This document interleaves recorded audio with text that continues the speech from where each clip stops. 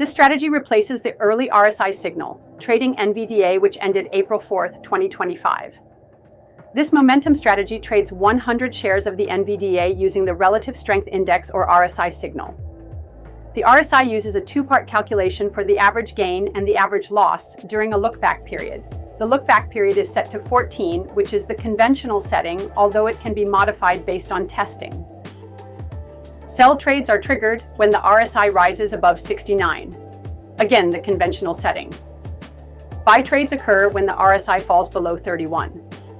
The strategy is set to trade every 10 seconds of the trading day from 9:30 a.m. to 3:55 p.m. New York time. Positions are liquidated prior to market close. Typically, it trades from 250 to 350 times a day. This strategy will trigger a pattern day trader designation when used in a margin account, which will require a minimum balance of $25,000 to be held. This strategy has been running since April 8, 2025.